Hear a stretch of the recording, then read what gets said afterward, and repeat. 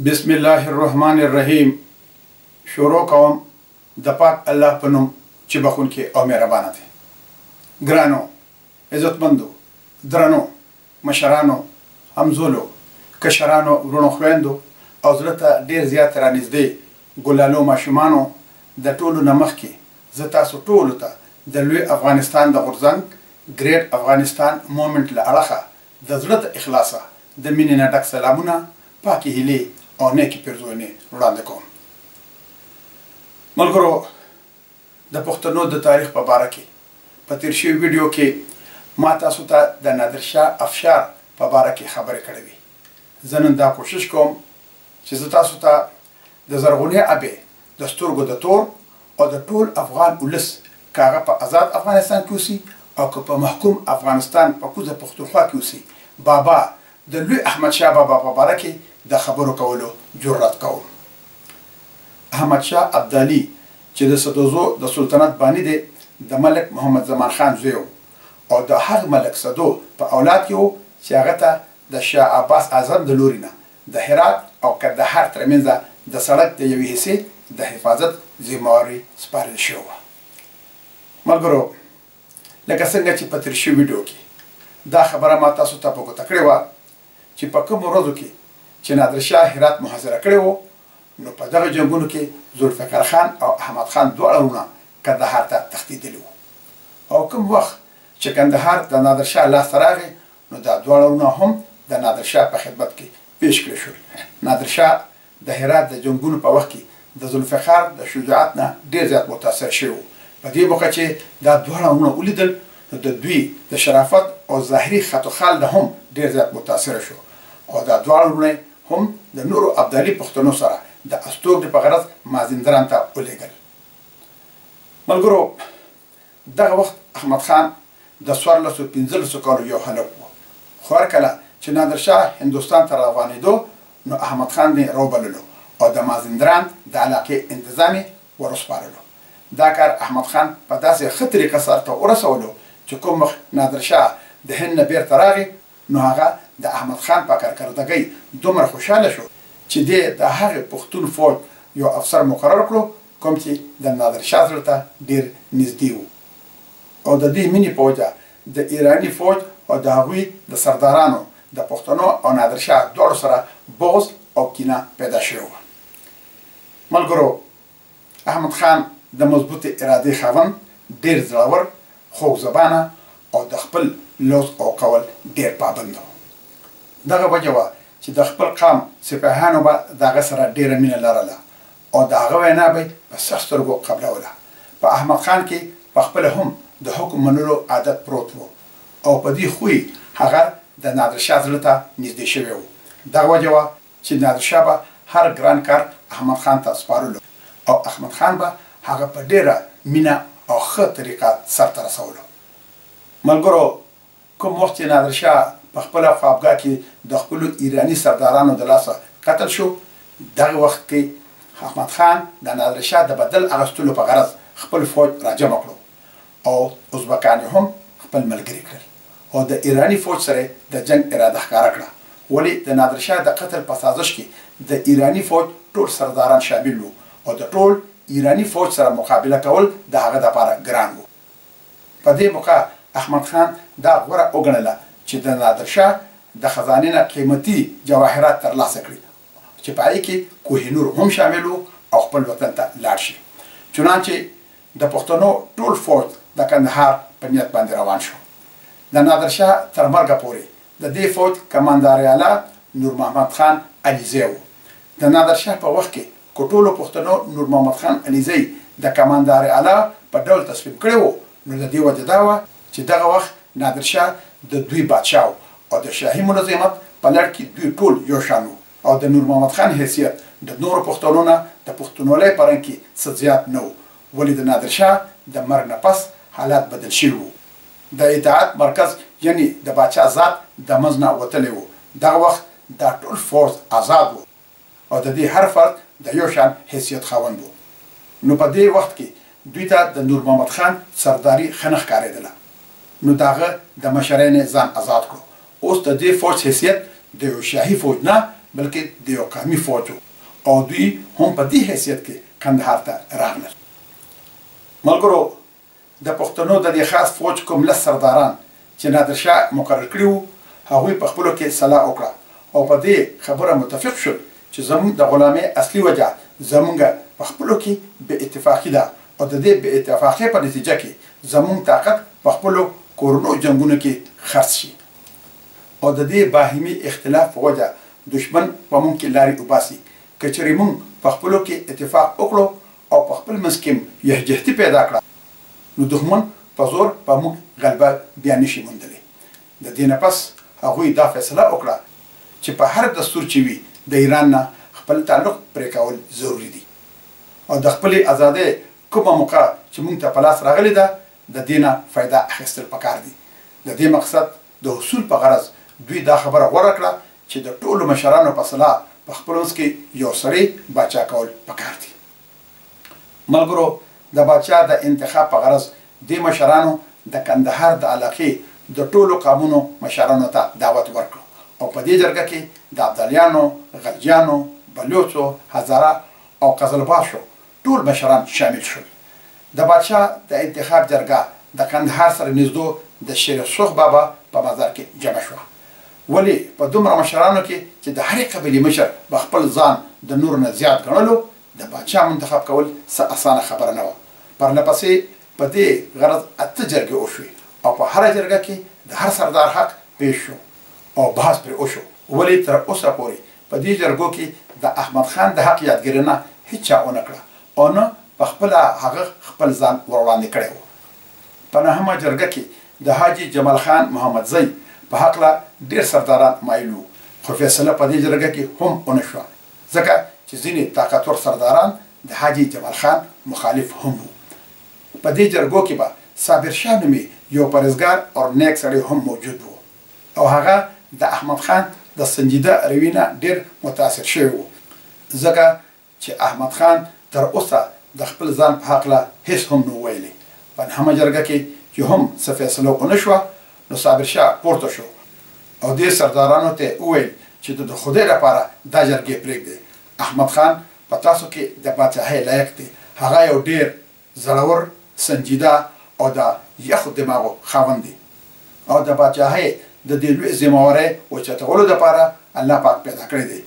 که چېرې تاسو هغه په خپله خوښه او په رضا صلاح خپل باچا ونه منئ نو د خدای په قهر به اخته شئ. د دې نه پس هغه د یو نږدې پټي نه د وربشو د خید یوه کوده را پرې کړه او د احمد خان د سر نیت تاو کړه او ورته یې وویل خدای پاک دې دا ستا تاج کړي. د صابر شاه د دې کاروایۍ نه پس نورو سردارانو هم خپلې دعوې پرېښودې او د احمد خان په پاچاهۍ رضا شول او ټولو په اتفاق د هغه بیعت وکړو. ولې د حاجي جمال خان دا خبره هم ومنل شوه چې د وزارت عهده به د بارکزو په قبیله او په بارکزو کې په محمدزو په څانګه کې وي. ملګرو احمدشاه بابا په اکتوبر کال 1929 کې په کندهار کې د پښتنو پاچا شو. د تخنشینۍ په وخت کې د هغه عمر 22 کاله و. احمدشاه بابا بادشاه خو شو ولې د پاچاهۍ لپاره خزانه نه وه او د حکومت د کار چلولو او د فوج د تنخوا دپاره هیڅ نه لرل. خو دا ګرانه هم هغه ته خدای پاک اسانه کړه. په دې ورځو کې دته اطلاع ورکړل شوه چې د نادرشاه دپاره د سند او پنجاب د باج او خراج رقم را روان دی او دا قافله به د کندهار په خوا کې تیریږي. دا رقم په شمېر کې 100 لکه اشرفی. احمدشاه بابا دا خپل یو غیبي امداد وګڼلو، قافله ونیوله او رقم یې ترلاسه کړ. هسې هم په دې رقم د نادرشاه د ایراني امیرانو په نسبت د احمدشاه بابا حق زیات و ځکه چې همدې د نادرشاه وفادار او د هغه اصلي جانشین و. دا رقم هغه په خپلو سردارانو او سپاهیانو وویشل او د ملک و قام د ښېګړې نور کارونه یې پرې وکړل. د احمدشاه بابا دې فیاضۍ د هغه اثر په خپل قام باندې داسې ښه او پایدار قایم کړو چې وروستو د هغه د شهرت او نیکنامۍ سبب شو. د دې نه پس احمدشاه بابا خپل لقب در دوران کېښود. دغه وجه ده چې د دوی قبیله د درانیانو په نامه مشهوره شوه. ملګرو د تخنشینې نه پس د احمدشاه بابا د وړاندې دوه لوی مسلې وي. یوه غټه مسله د خوري ورې قبیلې په یو میز کې پیرل او د هغوی نه یو قام جوړول وو، او دویمه د خپل نوي سلطنت اندروني تنظیم او مضبوطیه. د اولې خبرې دپاره هغه ښه موضوع و، په خپله پښتون و او په پښتنو کې لوی شوی و، درون دماغ او سړې سینې خاوند و، د پښتنو په خوی بوی باندې ښه پوهه و او د پښتنو د دودونو او دستورونو نه ښه خبردار و. په دې وجه هغه د پښتنو قبایلو په یو مرکز راغونډولو او د یو قام حیثیت ورکولو کې کامیاب شو. احمدشاه بابا لومبی پښتون و چې ټول پښتانه د عزیزولۍ په رنګ کې د یو بل سره وګنډل. د عزیزولۍ او قامولۍ کوم خیال چې احمد خان بابا په ټولو پښتنو کې پیدا کړو، د ده نه وړاندې په هغې کې یو پښتون باچا هم کامیاب شوی نه و. د غور فکر نه پس هغه دا خبره غوره کړه چې د اختیار او اقتدار ټولې چینې یو ځای ته راغونډول د خطرې نه خالي نه دي، او د سلطنت په انتظام کې د حد نه زیات مرکزیت پیدا کول د نقصان باعث کېدی شي. په دې غرض هغه دا اراده وکړه چې د حکومت په اقتدار کې خپل نور خلک هم شامل کړي او ټول اختیار په خپل ذات کې جمع نه کړي. د دې مقصد لپاره هغه ټول اختیارات په دوه حصو کې وویشل. د قبایلو اندروني معاملات او انتظام هغه د هرې قبیلې خپل مشر ته حواله کړو او هرې قبیلې ته د خپل ځان لپاره د مشر خوښولو حق ورکړو. د دې په بدل کې په هرې قبیلې دا فرض عاید کړو چې د بیروني دشمن سره د جنگ په موقع د باچا مدد ته په یو خاص تعداد کې سړي ورکوي او د دې خدمت په عوض کې به باچا هغوی ته تنخواه ورکوي. د دې نه علاوه نور اختیارات چې د ملک او قام د معاملاتو سره تعلق لرلو هغه په خپل لاس کې وساتل او د خپلو اختیاراتو په نفاذ کې به هم د لوی لوی سردارانو صلاح او مشوره اخیستله. غرض په دې دستور که هغه یو طرف ته د قبایلو سرداران د خپل ځان سره په اقتدار کې شریک کړل، نو بل لور ته هغه په دې ذریعه په پښتنو کې د خپل مدد په خپله کولو جذبه هم پیدا کړه. مګرو د خپل حکومت د انتظام چلولو په غرض هغه د قبایلو د سردارانو یوه جرګه مقرر کړه. په دې جرګه کې هغه 9 سرداران شامل وو کوم چې د نادرشاه په وخت کې د هغه د خاص پښتون فوج سردارانو او د احمدشاه بابا سره په شریکه کارونه کړي وو. په هره معامله کې به د سردارانو په مشوره باندې کار کولو. د احمدشاه بابا خیالات ډېر اوچت وو او د پښتنو د طبیعت موافق وو. هغه به خپل ځان له پښتون باچا ویل او په هر لوی کار کې به د پښتنو نه د پښتونولۍ د جذبې زیر اثر اپیل کوله. دغه وجه وه چې هر چا به د هغه په خبره امنا کوله او هېڅکله به ترې چا انکار نه کولو. د تخنشینۍ نه پس هغه د پښتنو د ټولو قبیلو نه د یوې خبرې خواست وکړو او هغه دا و چې د خدای لپاره نن وکړئ او یو موټی شئ. ملګرو، د سلطنت د ابتدایي تنظیم او استحکام نه پس هغه د ټولو قبایلو د مشرانو یوه جرګه راوبلله او د هغوی په مخ کې د پښتنو د هغه علاقو د آزادولو تجویز پیش کړو کومې چې لا تر اوسه د ایران او د مغول سلطنتونو حصې وي. ټولو مشرانو په دې تجویز امنا وکړه. اول د غزني د تسخیر تجویز منظور کړو. په دغه ورځو کې د کابل صوبهدار هم هغه نصر خان و چې نادرشاه نه په پیښور کې تښتېدلی و او بیا نادرشاه په خپل وخت کې د کابل صوبهدار مقرر کړی و. د نادرشاه د مرګ په وخت کې د غزني علاقه هم د ناصر خان په ګورنرۍ کې شامله وه او په پیښور هم د ده حکومت و. احمدشاه بابا د ناصر خان نه د خپل اطاعت مطالبه وکړه خو هغه سرکشي اختیار کړه او خپل ځان د مغول حکومت ملازم ښکاره کړو. په دې کې د هغه مراد خپله خودمختاري حاصلول و. ناصر خان د احمدشاه بابا د پیغام په جواب کې د مقابلې تیاری شروع کړې. احمدشاه بابا د غزني او کابل د تسخیر په اراده باندې روان شو. د غزني حاکم مقابله ونه کړه او ښار یې پرېښودو، ولې ناصر خان په کابل کې مقابلې ته تیار و. دغه وخت په کابل کې د ناصر خان سره د قزلباشو 12,000 فوج هم موجود و چې نادرشاه دلې پرېښودلی و. د دې فوج د علاوه ناصر خان د ازبکو او هزاره قومونه هم په فوج کې برتي کړل، ولې دې خلکو د احمدشاه بابا په مقابله کې د وطندارۍ په لحاظ د جنګ کولو نه انکار وکړو. احمدشاه بابا د قزلباش سره هم د قبایلي خودمختارۍ وعده وکړه او د دې نتیجه دا شوه چې ناصر خان د څه معمولي مقابلې نه پس پېښور ته راوتښتېدو او په کابل باندې احمدشاه بابا قبضه وکړه. ملګرو، احمدشاه بابا د ناصر خان په تعقیب کې پېښور ته راغی، ولې هغه په اباسین پورې وته او د چت هزارې علاقې ته لاړو. خو احمد خان بابا هم ورپسې و. د چت هزارې علاقه هم د احمدشاه بابا په قبضه کې راغله. ناصر خان لاهور ته وتښتېد او احمدشاه بابا د پېښور د میداني علاقې ټول پښتانه په خپل حکومت کې شامل کړل. دې قبایلو ته هم هغه کورنۍ خودمختاري ورکړه کومه چې هغه نورو پښتنو قبایلو ته ورکړې وه. په دې باب کې د احمدشاه بابا حال د نورو حکمرانانو په نسبت ډېر زیات ښه و. احمدشاه بابا به د پښتونولۍ د جذبې ماتحت د دې پښتنو قبایلو سره سلوک کولو او د دې جذبې زیر اثره به دې پښتنو قبایلو هم د هغه مرستې ته غاړه کېښودله. احمدشاه بابا د پېښور د علاقې ډېر پښتانه هم په خپل فوج کې شامل کړل او بیا د پېښور نه د لاهور د حملې په اراده روان شو. ملګرو، په دغه ورځو کې په کال 1948 کې د لاهور گورنر حیات الله خان نومېده چې د زکریا خان زوی او د مغول بادشاه محمد شاه د لوري نه مقرر شوی و. په اوله کې دې گورنر د خپل بادشاه سره د ذاتي خپګان په وجه احمدشاه بابا ته د لاهور د حملې دعوت ورکړی و. خو چې هر کله د احمدشاه بابا د پیشقدمۍ نه خبر شو نو د مغول دربار په منتونو او خواستونو د هغوی سره رضا شو او د احمدشاه بابا مقابلې ته تیاری شروع کړه. احمدشاه بابا چې لاهور ته ورسېدو نو په شالامار باغ کې دېره شو او حیات الله خان ته د جنگ نه کولو او په رضا سره د لاهور حواله کولو پیغام ولېږلو. ولې حیات الله خان بې د جنګه نه صبرېدو. اخر په 11 جنوري په کال 1948 کې جنگ وشو. حیات الله خان دلی ته وتښتېدو او لاهور د احمدشاه بابا په قبضه کې راغی. دلته هغه جمعه خان خوشکی خپل گورنر مقرر کو او د دې ځای نه د دلی په تکل روان شو.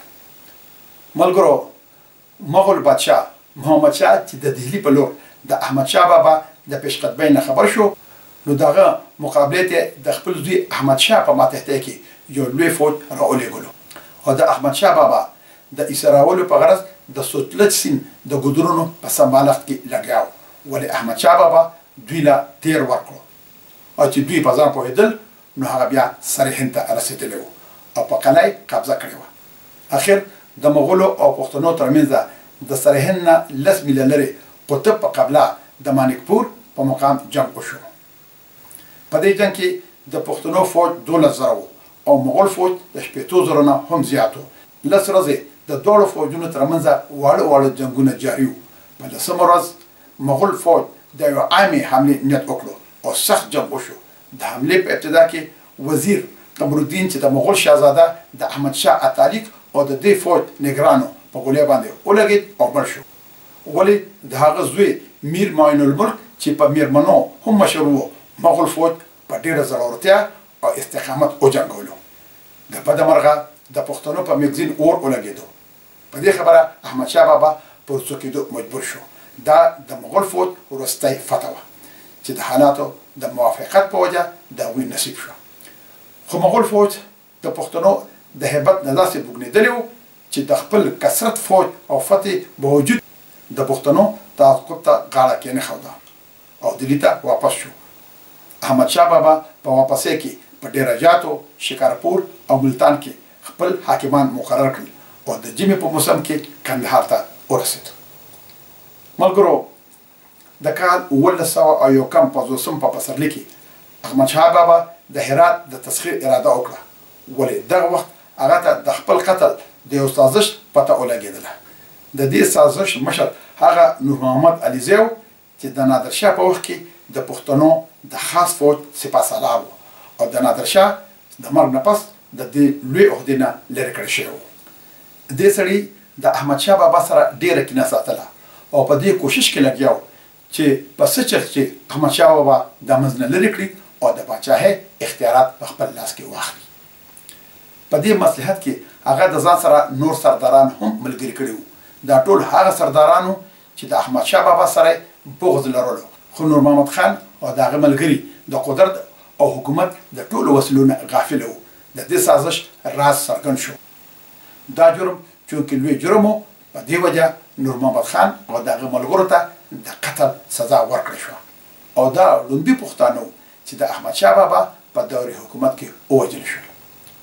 ملګرو، د دې نه پس احمدشاه بابا 25,000 پوځ واغست او په هرات یې چغه وویستله. د 14 ورځو د محاصرې نه پس هرات فتح شو او د پښتنو په سلطنت کې شامل شو.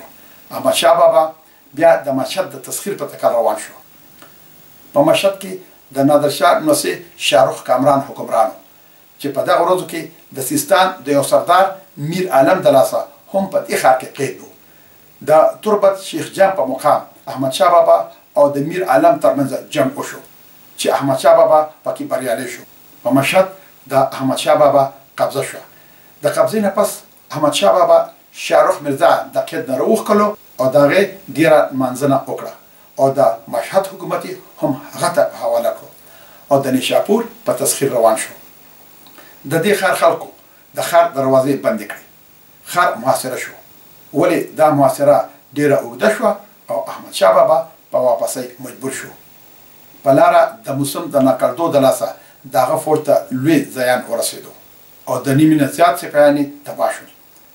د کال 1800 او 1950 په آخره میاشت کې احمدشاه بابا د خپل فوج سره په اباسین راپورې وته او په پنجاب د حملې نیت ښکاره کړو. په دغه وخت کې د پنجاب گورنر هغه میر معین الملک میرمنو و چې یو کال اګاهي د مانیکپور په مقام د احمدشاه بابا فوجونو ته شکست ورکړی و او د دې په بدل کې د محمد شاه مغلیه د لوري نه د پنجاب گورنر ټاکل شوی و. میرمنو چې د احمدشاه بابا د حملې نه خبر شو نو د هغه مقابلې ته را روان شو.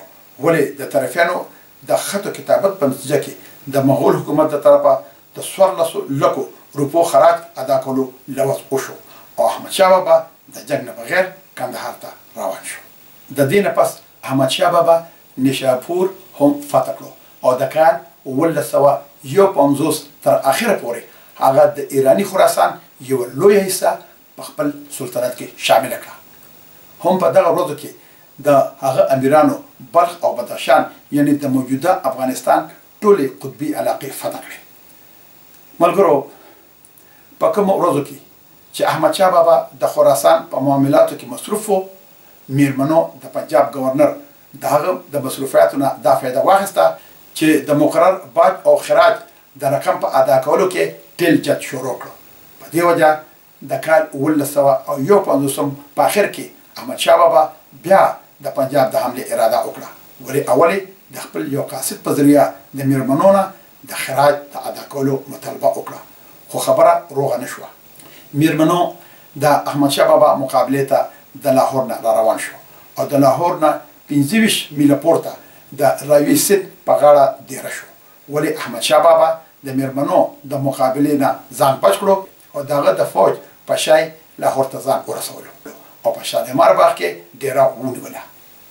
میرمنو چې د دې نه خبر شو نو هغه هم واپس لاړ او په ښار کې قلابند شو. احمدشاه بابا ښار محاصره کړو. دا محاصره 4 میاشتې اوږده شوه. طرفین د خرڅ خوراک د لاسه تم شول. اخر میرمنو د خپل فوج سره ووت او په پښتنو یې حمله وکړه، خو په دې جنګ کې میرمنو د احمدشاه بابا په لاس کې بندیوان شو او د احمدشاه بابا په وړاندې پیش کړی شو.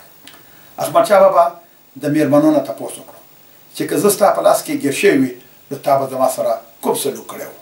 میرمنو ورته وویل چې نیغ به مې دهلي ته د خپل باچا په خدمت کې لېږلی وي. بیا احمدشاه بابا ورنه پوښتنه وکړه چې اوس زمانه د کوم سلوک تمه لرئ. میرمنو سمدستي وویل چې که ته قصاب یې خو ما به ووژنې، که تاجر یې لوی رقم به واخلې او پرې به مږدې، او که چېرې ته باچا یې نو ما به معاف کړې. احمدشاه بابا د میرمنو په دې جواب ډېر خوشحاله شو او د هغه د زړورتیا، تدبر او اخلاقي بلندۍ نه ډېر متاثر شو. نو د هغه سره ډېر ښه سلوک وکړو او هغه د خپل لوري نه د پنجاب گورنر وټاکلو. دغه شان د پنجاب او ملتان صوبې د احمدشاه بابا په حکومت کې شامل شوې. د دهلي شاهنشاه هم دا خبره منظوره کړه. په دغه ورځو کې د کشمیر صوبه هم د احمد شاه بابا په سلطنت کې شامل شو او د احمد شاه بابا سلطنت دغه د زړه د خواهش مطابق وسعت ومندو. د دې نه پس هغه کندهار ته راغی او د کال 1915 پورې د خپل حکومت په اندرونی تنظیم او مضبوطیا کې لګیا و. ولی په دغه ورځو کې د پنجاب واقعیتو هغه یو ځل بیا پنجاب ته پراتلو مجبور کړو. میرمنو چې د احمد شاه بابا د لاسه د پنجاب گورنر شو د کال 1953 په اخر کې مړ شو او احمد شاه بابا د خپل اصولو مطابق د هغه ماشوم زوی د دې صوبې گورنر وټاکلو او دغه مور د هغه سرپرسته مقرر کړه. ولی په دې خبره د پنجاب نور امیرانو خفګان ظاهر کړو او د اړې ګړې او بدنظمۍ آغاز وکړو. د دې بدنظمۍ په وجه د دلی د بادشاه خوا هم وغځېدله او د پنجاب د قبضې په غرض یو لوی فوج راولېږلو.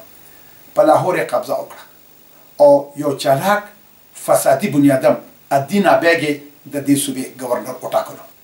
دا الدین ابیګ د میرمنو یو پخوانی نوکر و او ډېر سازشي انسان و او په دې فسادونو کې هم دغه ډېر وی لاس و.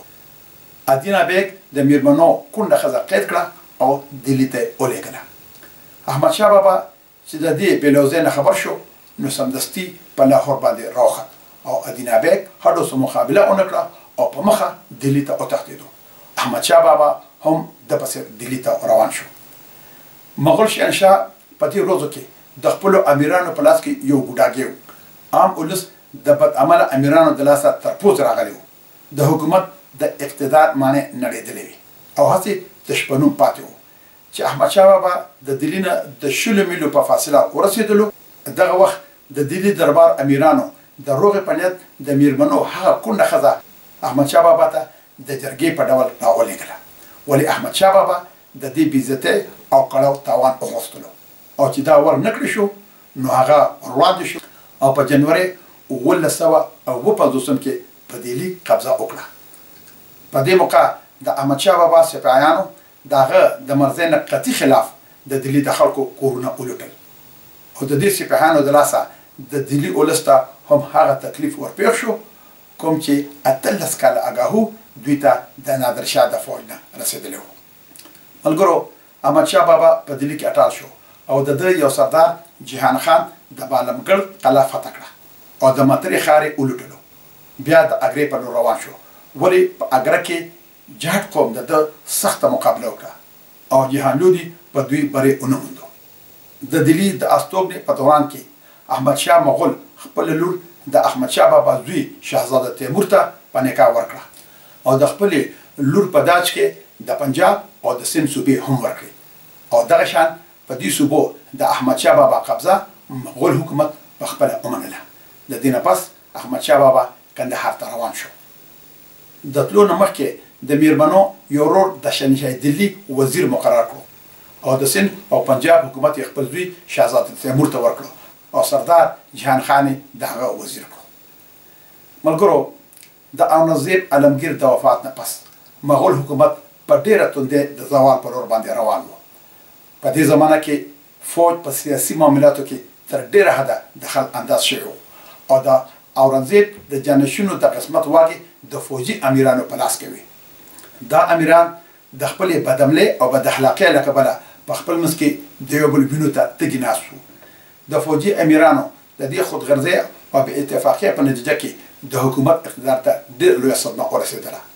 ملک په وړو وړو خودمختاره ریاستونو کې تقسیم شو. د مغول حکومت په مقابله کې غیر مسلم طاقتونو سر وویستلو او د هغوی په دماغ کې د خپل قومي حکومت قایمولو خیالات راولړزېدل. د نادر شاه حملې او بیا په هغې پسې سم د مغول حکومت د امیرانو د نالایقۍ او بدعهدۍ په نتیجه کې د احمد شاه بابا پرله پسې حملو د مغوليه حکومت تش هغه د نوم اقتدار ته هم لویه دیکه ورکړه. دغه وجه وه چې د احمد شاه بابا د وفات کېدو سره سمدستي مرهټیانو په هندوستان کې او سیکانو په پنجاب کې اړې ګړې پیدا کړه. ملګرو احمد شاه بابا چې د هند رخصت شو نو سیکانو په پنجاب کې په بدامنۍ پیدا کولو شروع وکړه. د غرونو میدانونو ته راکوز شول او د پښتنو د مقابلې لپاره فوجي تیاری شروع کړې. شهزاده تیمور د دوی مقابله وکړه او د دوی ټولې قلعهګانې ورانې کړې. خو د سیکانو فسادونه په دې خبره ختم نشو ځکه چې دوی په میدان کې تخت وکړه نو غرونو ته وختل او چې شاهي فوزونه به بیرته رالل نو دوی به بیا د غرونو راکوستل او هلي ګولې به شروع کړي د سکانو په لمسولو او فسادونو کې د هغه عدنه بیگ لوی لاسو کوم چې د احمد شاه بابا د مقابلې نه د لاهور نه تښتېدلی و د سکانو حملو اگر چې په ملک کې بد امني پیدا کړې وه ولې په دغه وخت کې د هغوی سره لا دومره طاقت نه و چې د تیمورشاه د فوزونو مقابله کړې وي خو چې هر کله احمد شاه بابا کندهار ته ورسېد نو لږې ورځې پس مرهټیانو په پنجاب باندې حمله وکړه د مرهټیانو دا حمله د غازي الدین نومي یو امیر په مشوره شوې وه چې خپل ځان د دلی د باچا شاه عالم په زور وزیر اعظم کړی و او د مرهټیانو په مرسته د خپل اقتدار قایم ساتلو خواهشمند و کوم وخت چې احمد شاه بابا په دلی باندې حمله کړې وه هغه وخت دا غازي الدین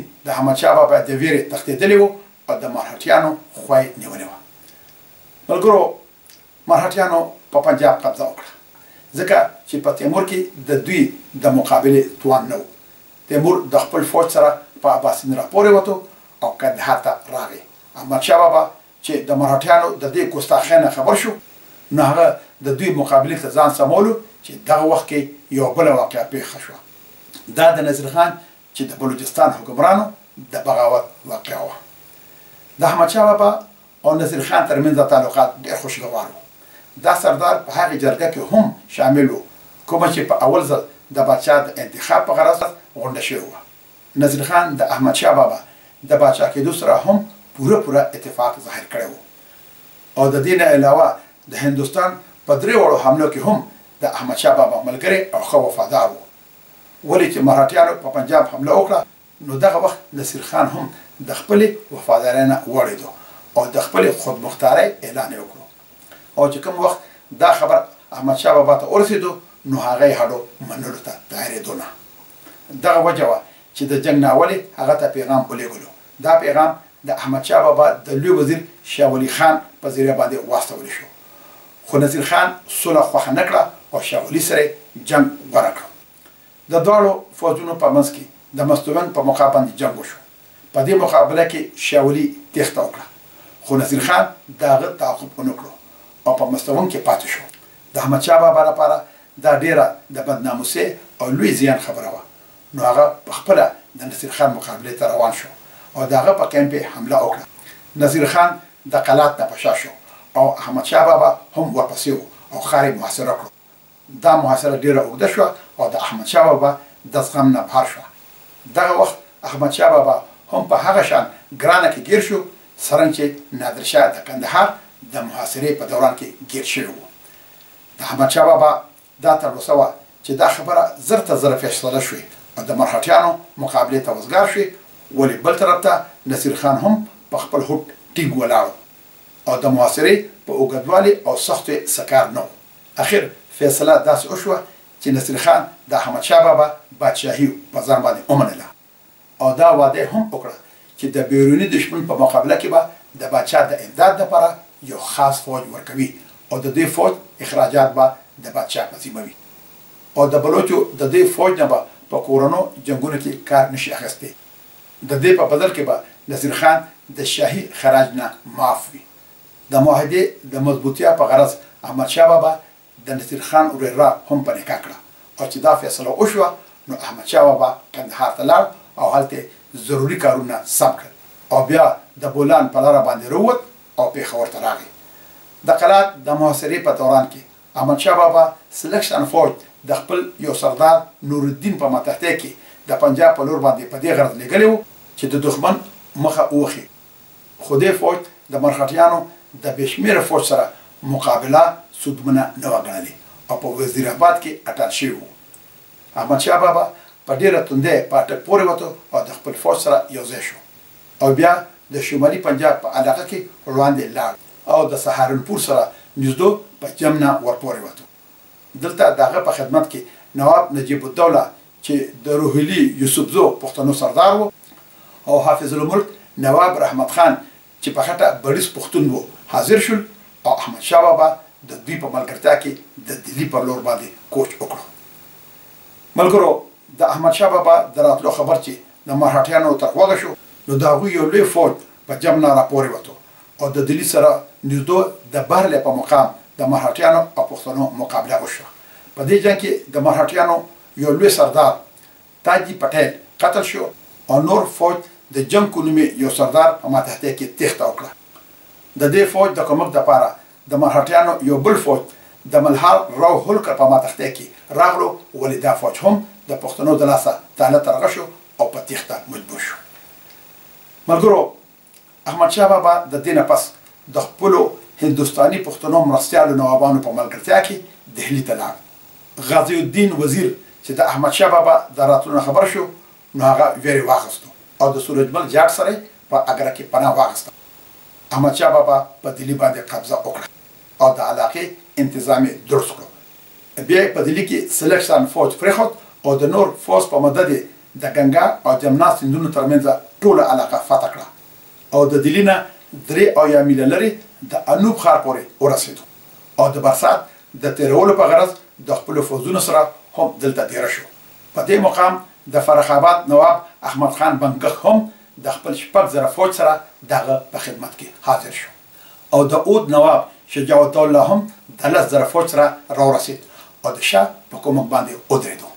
په دې ډول د کال 1918 تر اخره پورې د شمالي هند ټول لوی مسلمان حکمرانان د احمدشاه بابا په مرسته باندې د هغه سره اوږه په اوږه ودرېدل او ټولو په شریکه د احمدشاه بابا په قیادت کې د هندوستان ځمکه د مرهټیانو د وجود نه د پاکولو اراده وکړه او د کلکه واده وکړه چې د دې وطن استوګن د دې لوټمارو د تختونو او لوټونو نه د همیشه لپاره خلاصول پکار دي.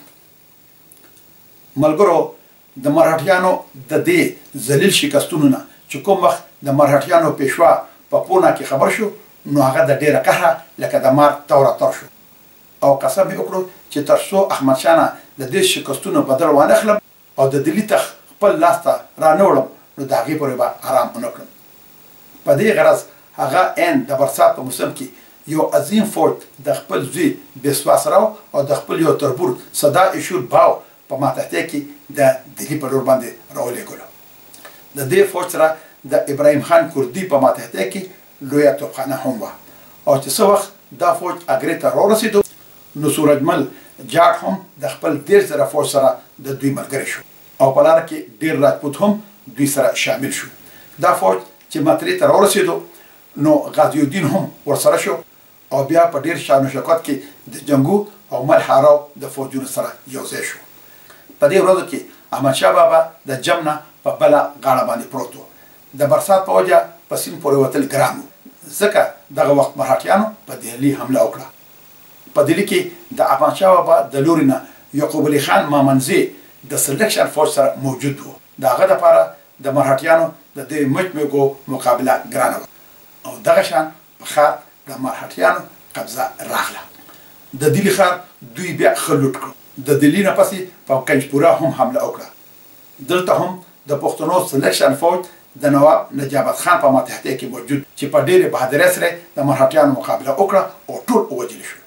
د دې نه پس د مرهټیانو سردار بهاو دا اراده وکړه چې د دلی په تخت د پیشوا زوی بسواس راو کېنوي، خو دا اراده په دې غرض ملتوي کړه چې اول احمدشاه سره خبره رانول پکار دي. نو په دې وجه د شاه عالم علي ګوهر مغول باچا زوی شهزاده جوانبخت د نوم دپاره د دلی په تخت باندې کېنول او نواب شجاع الدوله چې هغه د اود والي و او چې د احمدشاه بابا په ملګرو کې و او هم د هغه سره موجود و، د هغه په غیر حاضرۍ کې په دې غرض د جوانبخت وزیر مقرر کړو چې احمدشاه بابا په شجاع الدوله باندې بدګمانه شي. ملګرو، د دلی او کنجپوري د واقعاتو نه چې احمدشاه بابا خبر شو، نو هغه د مرهټیانو سره د یو فیصله کن جنګ په غرض باندې را روان شو. خو د هغه او مرهټیانو ترمنځ د جمنا سیند و چې د برسات په وجه باندې په ټوپونو بهېدلو، ولې د خوشقسمتۍ نه په دې موقع ناڅاپه سیند پرېوته او احمدشاه بابا د دې نه فایده واخیسته. په اس سور شو او د خپلې محافظې دستې سره په ډک سیند ورګډ شو. نور فوج هم د دوی تقلید وکړو. مرهټیانو په دې حال کې په دوی ګولهباري شروع کړه، ولې د احمدشاه بابا د ارادې په وړاندې د مرهټیانو ګولهباري بیکاره شوه او د پښتنو فوج په ډک سیند باندې راپورې وته او سمدستي په مرهټیانو داسې حمله وکړه چې هغوی ایله د پانی پت په میدان کې ساه واخیستله او د خپل کیم نه د حفاظت په غرض چارچاپیره خندقونه وکنیستل. احمدشاه بابا هم په دوی پسې پانی پت ته راغی او د دوی نه یو څو میله لرې په یو موضوع مقام خپل کیم قایم کړو. ملګرو، د احمدشاه بابا او د هغه د هندوستاني ملګرو فوزي طاقت د مرهټیانو په مقابله کې نسبتا ډیر کم و. نو هغه د مرهټیانو سره د سدستی پنجه اچول په جنگي نقطه نگاه سره موضوع ونه ګڼل او دا کوشش شروع کړو چې د اخري حمله نه اول مرهټیان د خوراک د لاسه تنګ کړي او ډیر پکې د لوګي نه مړه شي. په دې ډول هغه د مرهټیانو د رصد رسانې په لارو کې خپل څوکۍ مقرر کړي او د هغوی د رصد د بندولو په مقصد کې تر ډېر حده پورې کامیاب شو. اگر چې مرهټیانو هم د احمدشاه بابا د رصد د لارې بندې کړې لیکن په دې باب کې د مرهټیانو په نسبت د احمدشاه بابا کوششونه ډېر کامیاب وو او هغه دا غوره ګڼله چې تر ممکنه حده پورې لوی جنګ ته ټال ورکول پکار دي. دا حالت تر 3 میاشتې جاري و. په دې موده کې به هره ورځ د پښتنو او د مرهټیانو په منځ کې واړه واړه جنګونه کېدل. څه فیصله کن جنګ یو هم نه شوی. دې حالاتو یوازې مرهټیان نو ستومانه کړي بلکې د احمدشاه بابا هندوستاني ملګري هم په دې تنګ شوي وو او هغوی به د احمدشاه بابا نه د یو فیصله کن جنګ تقاضا کوله. ولې احمدشاه بابا به هر وخت هغوی ته دا ویل چې دا جنګي معاملات دي او د جنګي د اصولو مطابق به فیصله کیږي. تاسو په دې کار کې غرض مه لرئ. د جنګ په هکله د احمدشاه بابا دا پالیسي ډېره کامیابه وه.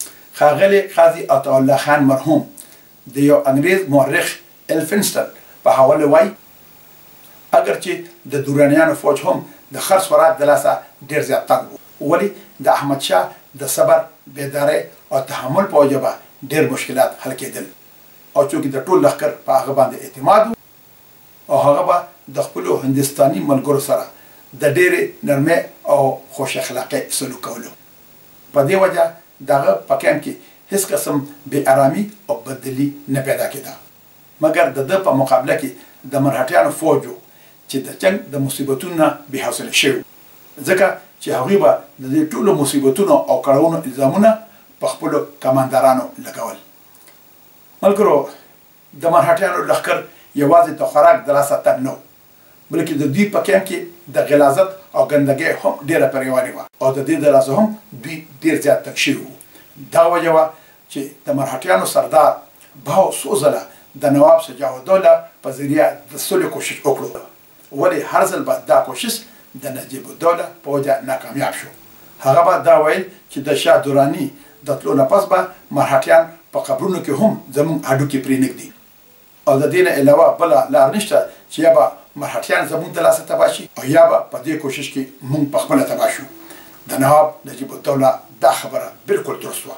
که چېرې په دې موقع مرهټیانو سره صلح شوي نو په لږه موده کې په ټول هندوستان باندې د هغوی قبضه به څه لرې نه وه او چې کله مرهټیان د لوږو او د ګندګۍ او غلاظت د دې پرېونۍ نه تر پوځې رالل نو په 8 جنوري کال 1961 کې ټولو سردارانو د فیصله کن حملې اراده وکړه.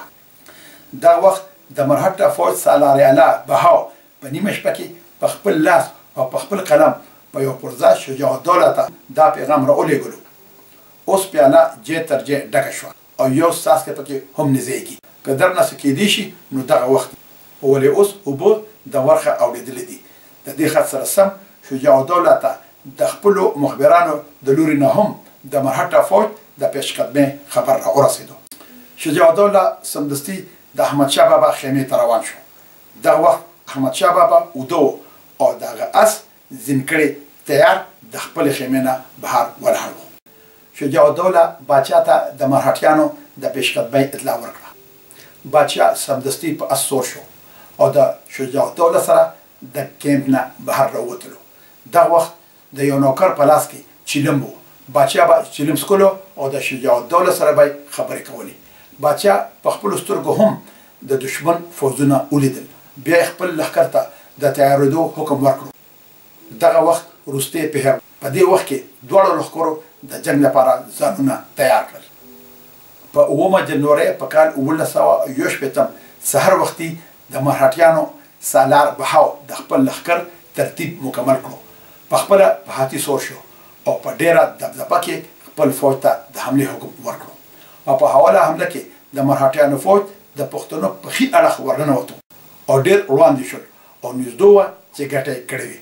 ولې دغه وخت احمدشاه بابا خپل خاص فوج د دوی مدد ته ور ولېږلو.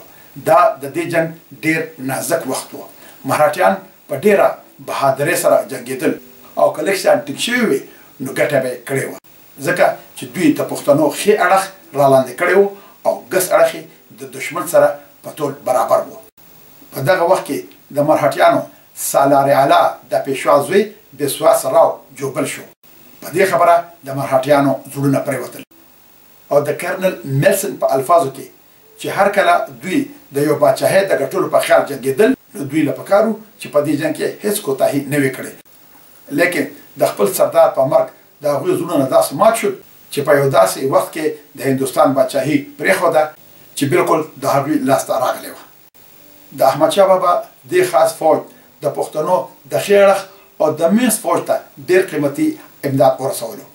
د دوی په مدد د هغوی زړونه کټ شول او د زمرو په شانتې په مرهټیانو باندې ورپرېوتل. دا حمله ډېره د لرې بري حمله وه. دې حملې په اول کې مرهټه فوج د پېشقدمۍ نه ایثار کړو او بیا په تېښته باندې مجبور کړو. د مرهټیانو ټول لوی لوی سرداران ووژل شول. د دوی په مرګ د مرهټه عام فوج داسې ورخطا شو چې تېښته یې وکړه او پښتنو په دوی پسې هم بډې راښکلې او تر دیګې یې ورسول. ملګرو، د دواړو توریالوک فرقو دې عظیمالشانه جنګ د مرهټیانو د طاقت، د هغوی د غرور او تکبر په داسې حسرتناکه طریقه خاتمه وکړه چې هغوی تر ډېرې مودې بیا د سر اوچتولو قابل پاتې نه شو. د هغوی د فولادي ارادې خاوند ټولواکي پیشوا د دې شکست او ناکامۍ زړه لړزونکې واقعې په زړه داسې جوبل کړو چې تخت او تاج یې پرېښود او د مایوسۍ په سیند کې ډوب د فکرونو په ټال 6 میاشتې وزنګېدو او بیا د ارمانونو نه ډک زړه سره د دنیا نه رخصت شو. د زړورتیا او بهادرۍ کومه بې مثاله نمونه چې مرهټیانو په دې جنګ کې پیش کړې وه هغه د دې نه مخکې چیرې هم دوی نه وه پیش کړې. ولې کوم ذلیل شکست، تباهي او بربادي چې د پښتنو د لاسه د دوی په نصیب شوه هغه هم په خپل نوعیت کې بې مثاله وه. په ټول هندوستان باندې د چا د شرکت نه بغیر د حکمرانۍ خوب چې د ډېرې مودې داسې دوی لیدلو هغه د سترګو په رپ کې یو پریشان خوب ثابت شو او د پانیپت 50 مربع میله پلن میدان د دوی په بېشماره مړو پټ شو. ملګرو، په ټول هندوستان کې د دې جنګ شهرت خور شو. په ټول مرهټه قام کې به داسې یو کور هم نو چې په هغې کې به چا د پلار، چا د رور او چا د خاوند ویر نه وي کړی. په زرګونو مرهټه بګیلي سپاهیان به تر مودو پورې بربنډ، لغړ او نهر نهور ګرځېدل او په خیرونو او خواستونو به وخت تېرولو. په بل لور د پښتنو په لاس ډېر مال اسباب او سازو سامان راغی. د جواهراتو او قیمتي سازو سامان او توپخانې نه علاوه 2 لکه غویان، په زرګونو اوښان، 1500 هاتیان او 50,000 اسونه د مرهټیانو نه پښتنو ونیول. د هندوستان په تاریخ کې د مهابارت د جنګ نه پس د پانیپت جنګ د ټولو نه لوی جنګ ګڼلی شي. په دې جنګ کې د پښتنو فوج په 1,000 سورو او 38,000 پیاده سپاهیانو باندې مشتمل و. د هندوستان، روهیله، یوسفزي او بنګښ پښتانه ټول د احمدشاه بابا په مرسته باندې جنګېدلي وو. د مرهټیانو فوجي طاقت په 1.5 لک پیاده سپاهانو او 50 سورو مشتمل و او ټول مرهټیان واړه زاګه او نرخته 15 لکه حساب شوي وو. ملګرو، د پانیپت دا جنګ د خپل اهمیت له مخه ډېر د فیصلې جنګ و. په دې جنګ کې که مرهټیان کامیاب شوي وي نو په ټول هندوستان باندې به د هغوی حکومت و او د انګریزانو لپاره چې په دغه ورځ کې په بنګال او مدراس کې نوآبادي قایم کړې وي دا نه وه ممکنه شوې چې د دې لوټمارو د لاسه بچ پاتې شوي وي.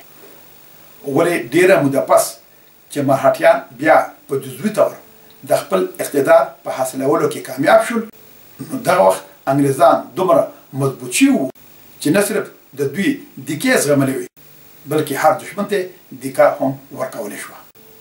په دې بنا دا ویل بې ځایه نه چې په هند کې د احمد شاه ابدالي د عظیم فتح د انګریزانو حکومت ته لاره صفا کړه او د احمد شاه بابا د یوې لوی سیاسي غلطۍ ټوله فایده انګریزانو ته ووتله. ملګرو د فتح نه پس احمد شاه بابا د دلی تخت بیا دوباره مغول باچا ته وسپارلو او نجیب الدوله د هغه وزیر اعظم مقرر کړو ولې دا د احمد شاه بابا یو ډېره لویه سیاسي غلطي وه. په دې زمانه کې مغول حکومت هسې په نوم باندې پاتې و. په دې حکومت کې د هیچا د مقابلې توان نه و. د حکومت د کمزورۍ او بدنظمۍ په وجه د هرې صوبې حاکم ځان له بادشاه و. دا حاکمان به په خپل منځ کې یو بل ته ګواښېدل. په داسې حالاتو کې چې د هند د اوږدې استوګنې او عیش و عشرت په وجه د مغولو هغه پخوانی وینه زړه او سړه شوې وه. داسې کمزوري او عیاشو خلکو ته د هندوستان د حکومت نظام وسپارل دا د احمد شاه بابا یو ډېره لویه سیاسي غلطي وه. هغه ته پکار و چې هندوستان په خپل سلطنت کې شامل کړی وي او د بابر په شان په خپله په دهلي کې ناست وي او د قندهار او افغانستان صوبې خپلو اعتمادي امیرانو او سردارانو ته ورکړی وي. دا خبر به یوازې د احمد شاه بابا او پښتنو دپاره ښه نه وه بلکې د هندوستان د ټولو قومونو دپاره به ښه وه. د احمد شاه بابا نه اګاهو هم په هند باندې پښتنو سلطنت کړی و. دا ځل به هم د مغولو نه دا سلطنت بیا پښتنو ته منتقل شوی وي او داسې څو ځله وړاندې هم شوي وو ولې احمد شاه بابا داسې ونه کړل. احمد شاه بابا د دلی د تخت نه د خپلې پښتونخوا کاڼي بوټي غوره ګڼل او چې دا غرونه او کاڼي بوټي ورله ور په یاد شول نو هغه د دلی تخت او د هندوستان عظیم الشان سلطنت هیر کړو او د پښتونخوا کاڼو بوټو ته بیا ور روان شو. د سرهند پورې علاقه چې دا یې د وړاندې نه هغه په خپل سلطنت کې شامل کړې وه د خپل سلطنت سره وګډله او بیا د کال 1961 په سپرلي کې کندهار ته لاړو. په سرهند کې هغه زین خان ممن او په لاهور کې بلن خان حاکمان مقرر کړل. ملګرو پانیپت خو د مرهټیانو طاقت تر ډېره حده پورې ختم کړو ولې د سیکانو حالت د دوی نه بالکل جدا و. سیکان به چېرې هم په میداني علاقه کې جنګ ته نه ودرېدل او غرونو ته به تښتېدل ولې چې شاهي فوجونه به بیرته لاړل نو دوی به بیا د غرونو نه میداني علاقې ته راکوز شول او په لوټ مار او بدنظمۍ به شروع وکړه. چې احمد شاه بابا کندهار ته لاړو نو سیکانو بیا په پنجاب کې ناتار جوړ کړ او احمد شاه بابا د دوی د تابعیا په غرض په کال 1962 کې پنجاب ته په راتلو باندې مجبور شو. دا د احمد شاه بابا د هغه سیاسي غلطۍ نتیجه وه کومه چې هغه د پانیپت د جنګ نه پس د دلی سلطنت مغولو ته بیا په دوباره ورسپارولو کې کړې وه. پکار وه چې په دغه موقع کې کم از کم هغه د خپل سلطنت صدر مقام لاهور مقرر کړی وي نو هغه به د دې ځای نه د مغول افغاني صوبو مدافعت او نگراني هم کولی شوه او په پنجاب کې هم به سیکانو دومره عروج او طاقت نه حاصل کړی چې وروستو په خپله د احمد شاه بابا دپاره د لوی تکلیف باعث او د هغه د جانشینو دپاره د ناقابل تسخیر طاقت حیثیت وموندلو. ملګرو غرض احمد شاه بابا د سیکانو د سرکوبۍ په غرض پنجاب ته راغی. په دغه وخت کې سیکانو د امرسر سره نږدو جنډیاله محاصره کړی و ولې چې سیکان د احمد شاه بابا د راتلو نه خبر شول نو د جنګ نه بغیر وتښتېدل. احمد شاه بابا د دوی په تعاقب کې لاړ او لودیانه سره راګیر کړل او داسې وټکول چې 50 زره مړه کړل او په خپل خیال د سیکانو طاقت ختم کړو. په سیکانو کې دا واقعه د ګلوکاره یعنی د قتل عظیم په نامه باندې مشهوره شوه. د دې نه پس احمد شاه بابا د سیکانو د بېخکنۍ او د علاقې د انتظام په غرض پنجاب کې پاتې شو او خپل سرداران د سیکانو په تعاقب کې ولېږل. دا پیره سیکان ډېر بد ووهل شول او د څه وخت دپاره د هغوی د مغزونه د پنجاب د پاچاهۍ خیال ووتلو. ملګرو احمد شاه بابا لا په سرهند کې و چې هغه په کندهار کې د بغاوت نه خبر شو.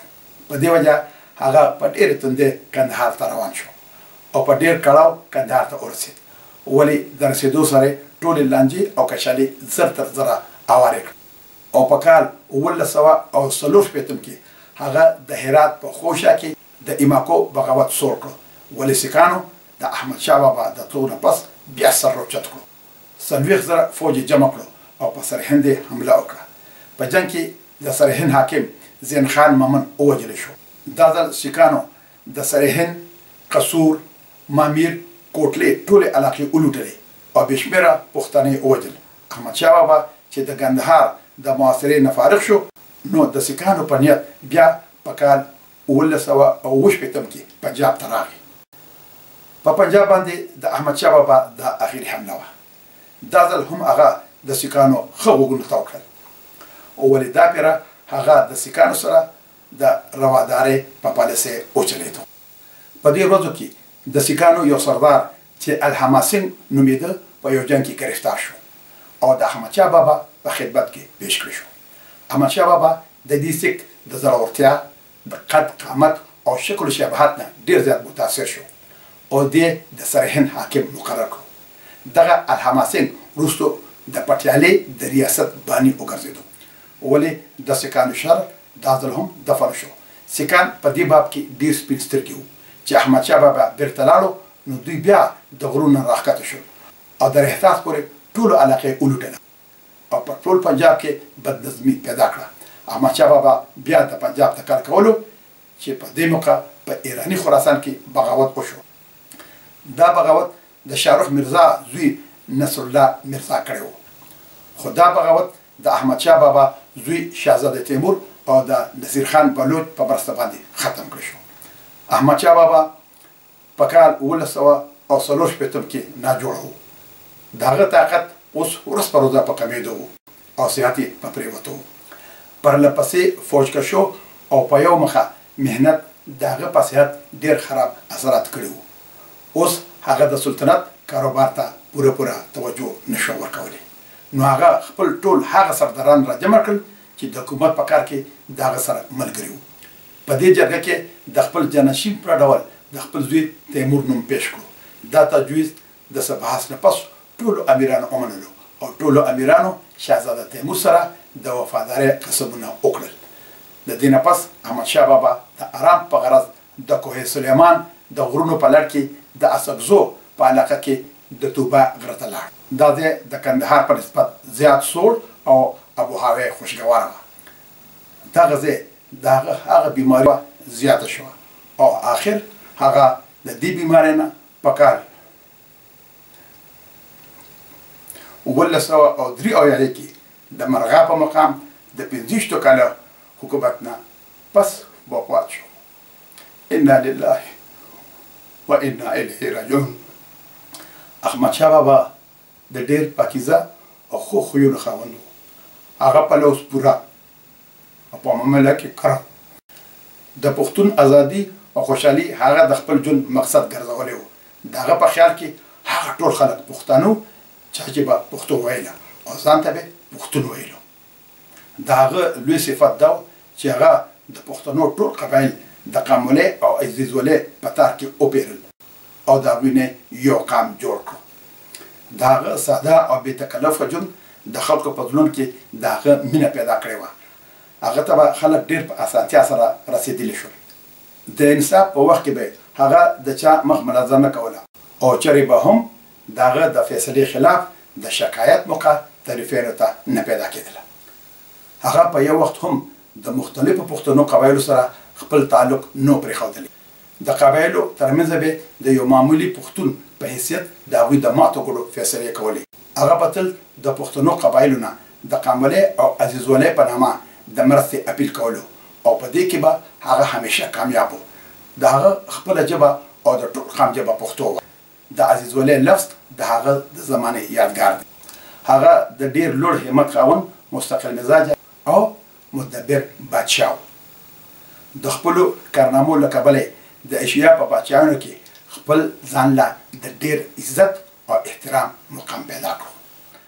هغه د قام چون شوی بادشاه او د ټول قام مرسته ورته حاصله وه. هغه په خپل ریاض کې هردل عزیز و. هغه د خپل ملي وحدت یو زبردست مبلغ او لوی محب وطن و.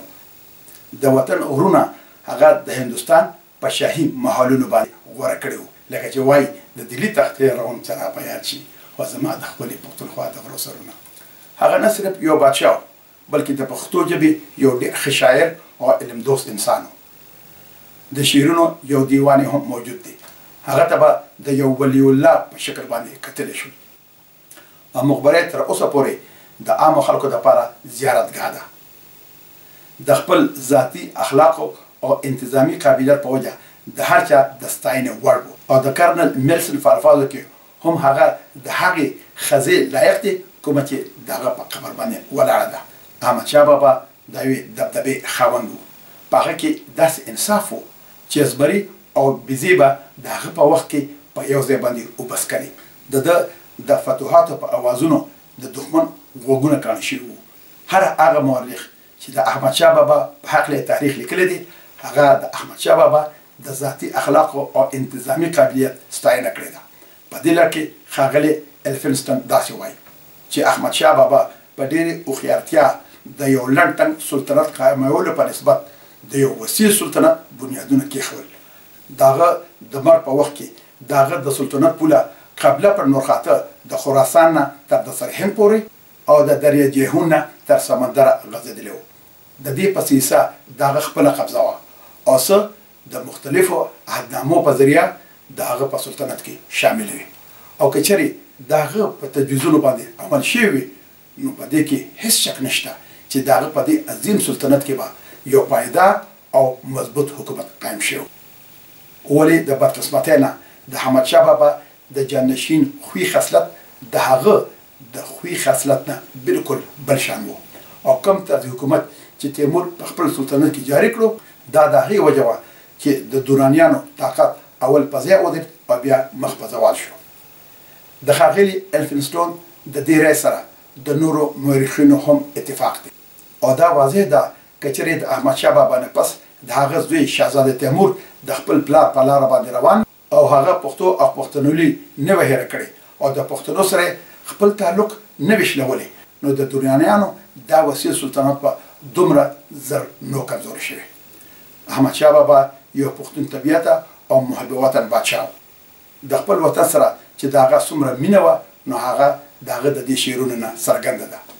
ستا د عشق له وینو ډک شو ځیګرونه ستا په لاره کې بیلي زلمي سرونه تا ته راشمه زړګی زما فارغ شي بې له تا مې اندېښنې د زړه مارونه او د دلي تحقیروم چې را په یاد زما د ښکلي پښتونخوا د غرو سرونه که هر څو مې د دنیا ملکونه ډېر شي زما هېر نه شي دا ستا ښکلي باغونه د رقیب د ژوند متاع به تار په تار کړم چې په توره پښتانه کړه ګزارونه د فرید او د حمید دور به بیا شي چې زه وکاندم په هر لوري تختونه که تمامه دنیا یو خوا ته بل خوا زما خوښ دي ستا خالي تش ډګرونه احمدشاه به دغه ستا قدر هېر نه کړه ونیسي که د تمام جهان ملکونه.